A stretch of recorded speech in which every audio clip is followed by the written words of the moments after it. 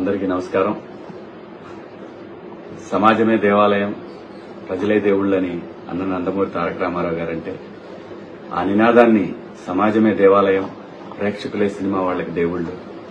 అలాంటి ఒక రైతు కుటుంబం నుంచి వచ్చిన నాకు ఒక పేరు ఇచ్చినటువంటి ప్రేక్షకులు ఎప్పుడు కూడా నాకు దేవుళ్ళతో సమానం.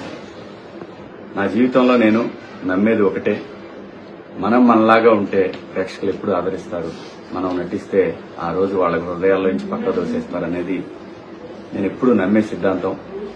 అలాగే నా కోసం అహర్నిశలు పనిచేసినటువంటి అభిమానులందరికీ కూడా మీకు చేతులెత్తి నమస్కరిస్తూ మీకు పాదాభివందనాలు తెలియజేసుకుంటున్నాను. బిగ్ బాస్ సీజన్ 7 జర్నీ నా లైఫ్ లో ఒక మధురానుభూతి. ఈ పాఠశాలలోకి లైఫ్ లో ఒక్కసారి అడ్మిషన్ దొరికింది ఏ మనిషికైనా. సో అలాంటి అవకాశం నాకు ఇచ్చిన స్టార్ మాకి, ఎండమోల్కి నేను సదా రుణపడి ఉంటాను. ఇక్కడ బిగ్ బాస్ ఆట అనగానే ప్రతి వాళ్ళు కూడా అక్కడికి వెళ్లి గొడవలు చేయాలి, స్ట్రాటజీలు ప్లే చేయాలి, దాని తర్వాత అవసరమైతే కుట్టుకునే స్థాయి దాకా వెళ్లాలి అనేటటువంటి ఒక దురభిప్రాయంలో ఉన్న వాళ్ళందరికీ కూడా కాదు, ఇది నిజంగా ఒక పాఠశాల, దీంట్లో డిసిప్లిన్ చాలా అవసరం, ఇది మనకి లైఫ్ పాఠాలు నేర్పుతుంది అనేది చెప్పాలనుకున్నాను. ఈ షో ద్వారా అందరికీ చెప్పాను. ఆ అవకాశం నాకు స్టార్ మా ఇచ్చింది. ఈ షోలో ముఖ్యంగా నాకు మొదటి సినిమా అవకాశం ఇచ్చినటువంటి నాగార్జున బాబు గారు ఎంత అద్భుతంగా ఆయన నుంచి కూడా హౌస్ లో జరిగేటటువంటి మనం చేస్తున్నటువంటి మిస్టేక్స్ ని చాలా అందంగా అందరికీ నచ్చే విధంగా చెప్పడం అనేది ఈ షోలో హైలైట్ గా అనిపించింది నాకు. ఎందుకంటే ఆయన ఇండస్ట్రీలో ఎంతో మంది దర్శకుల్ని, ఎంతో మంది ఆర్టిస్టులను పరిచయం చేశారు.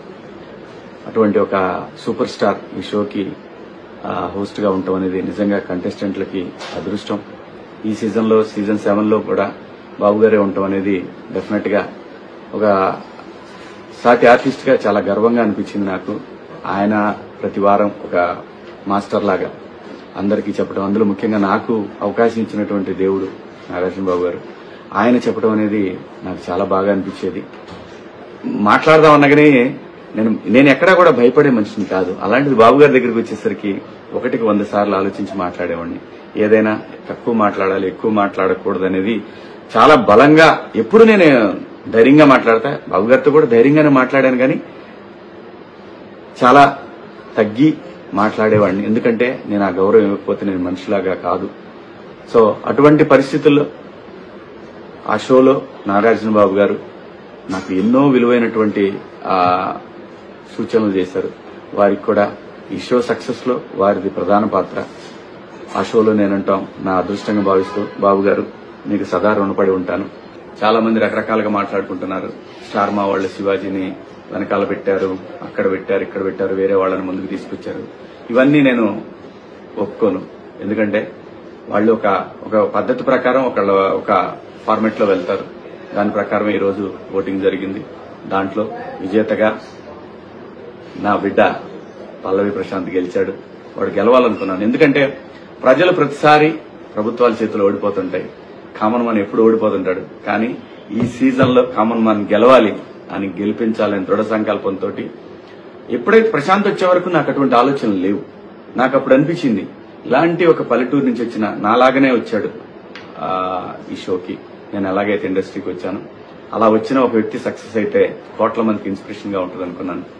అది భగవంతుడు నా మనసులోని కోరికను ప్రశాంత్ రూపంలో తీర్చాడు. ప్రశాంతే కాదు, యావర్ లాంటి ఎటువంటి బ్యాక్గ్రౌండ్ లేని మనుషులు ఇక్కడ నాతో పాటు కంటెస్టెంట్లుగా రావటం, వాళ్ళకి నాకు మా హృదయాలు కలవటం, ఇదంతా కూడా దైవేచ్ఛ. అంతేగాని ఒక గ్రూప్ లాగా ఆడాలనే ఆలోచన గాని, లేదంటే మన ఆటలో ఇంకొకళ్ళ ఇన్వాల్వ్మెంట్ ఉండాలనేది పరమ భూతు.